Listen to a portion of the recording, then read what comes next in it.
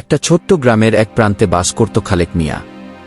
খালেক মিয়া ছিল গরিব কৃষক, তার জীবনের একমাত্র অবলম্বন ছিল তার ছোট্ট ফসলের জমি। স্ত্রী মরিয়ম আর একমাত্র মেয়ে সুমি নিয়ে ছোট্ট সংসার তার। বছরের পর বছর ধরে খালেক মিয়া জমিতে ধান চাষ করে আসছে, কিন্তু মনের সুখ খুঁজে পায় না। তার জমিতে শস্য বেশি হয় না, কারণ সারা বছর বৃষ্টি কম পড়ে। তার ফসলের ফলন ভালো হলে যে পরিমাণ টাকা আসত তা দিয়ে সংসার চালানোও কঠিন ছিল।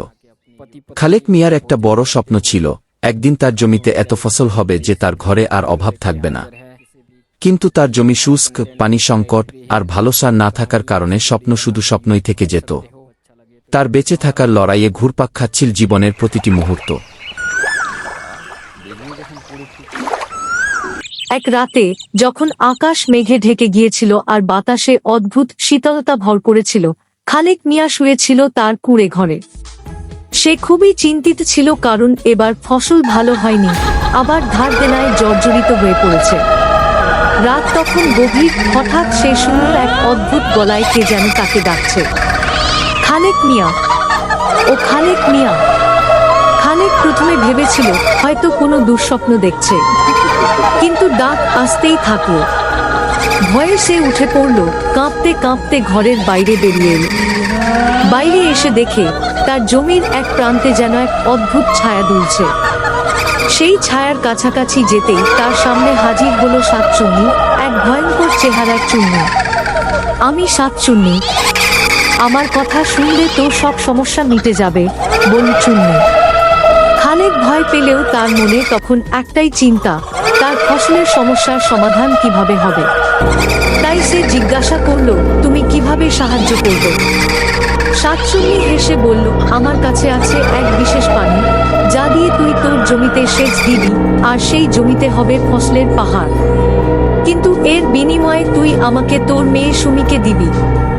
খালেক মিয়া স্তম্ভিত হয়ে গেল, তার বুক কেঁপে উঠল। নিজের মেয়ে সুমিকে কি সে শাকচুন্নির হাতে তুলে দেবে? কিন্তু একদিকে তার ফসলের অভাব, আর অন্যদিকে মেয়ে সুমির প্রতি ভালোবাসা। খালেক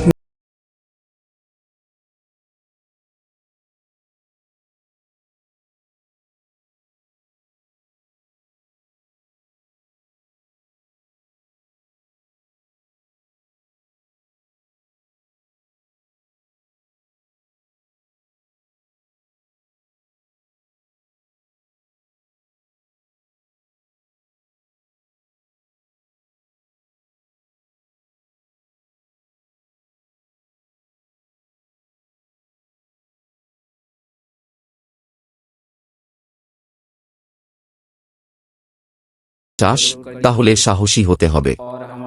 শাকচুন্নিকে হারানোর উপায় আছে, কিন্তু সেটা খুব বিপজ্জনক।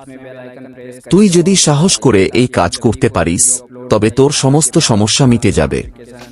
খালেক মিয়া ধৈর্য ধরে মুরব্বির কথা শুনল। মুরব্বি তাকে বলল যে গ্রামের কাছেই গভীর বনের মধ্যে এক রহস্যময় ঝর্ণা আছে। সেই ঝর্ণার পানি দিয়ে যদি জমিতে সেচ দেওয়া যায়, তাহলে ফসল হবে অঢেল। কিন্তু সেই ঝর্ণায় যেতে হলে তাকে পার করতে হবে শাকচুন্নির ছায়া। খালেক মিয়া সেই রাতেই সিদ্ধান্ত নেন যে সে বনের গভীরে যাবে ঝর্ণার পানি।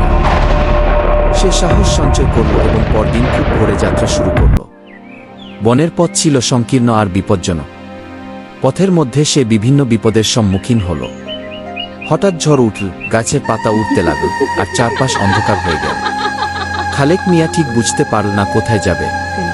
ঠিক সেই মুহূর্তে তার সামনে আবার হাজির হল শাকচুন্নি। তুই যদি আমার কথা না শুনিস, তাহলে তোকে আমি মেরে ফেলব, বলল শাকচুন্নি। কিন্তু খালেক মিয়া এবার ভয় পেল না। সে জানত এখন তার সাহসী তার একমাত্র শক্তি। সে মাথা নিচু করে চলতে লাগল এবং শাকচুন্নির গলার আওয়াজ উপেক্ষা করল। অবশেষে অনেক কষ্ট করে সে বনের সেই রহস্যময় ঝর্ণায় পৌঁছাল। ঝর্ণার পানি ছিল কাচের মতো স্বচ্ছ। সে জানত এই পানিই তার সব সমস্যার সমাধান।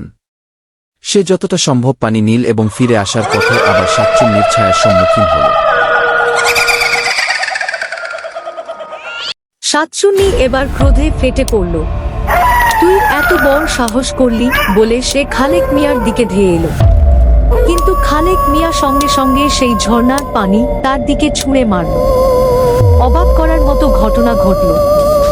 সাতচুন্নি তীব্র চিৎকার করে মিলিয়ে গেল বাতাসে। খালেক মিয়া জয়ের আনন্দে ভেসে উঠল। সে দ্রুত বাড়ি ফিরে এল এবং সেই ঝর্ণার পানি দিয়ে তার জমিতে সেচ দিল। কয়েকদিনের মধ্যেই খালেক মিয়ার জমিতে ফসলের পাহাড় দাঁড়াল। এত ভালো ফসল আগে কখনোই হয়নি। তার অর্থনৈতিক অবস্থা বদলে গেল। সংসারের অভাব দূর হয়ে গেল, আর সুমি নিরাপদ থাকল তার বাবার কাছে। খালেক মিয়া বুঝতে পারল যে জীবনযুদ্ধে কখনো কখনো কঠিন সিদ্ধান্ত নিতে হয়, কিন্তু যদি সাহস থাকে তাহলে সবকিছু জয় করা সম্ভব। তখন থেকে গ্রামের সবাই খালেক মিয়ার গল্প শোনে এবং বলে, সাহস আর পরিশ্রমই পারে জীবনের সব বিপদকে জয় করতে। সবাই আমার এই চ্যানেলটি সাবস্ক্রাইব করেন। ধন্যবাদ আপনাদের সকলকেই।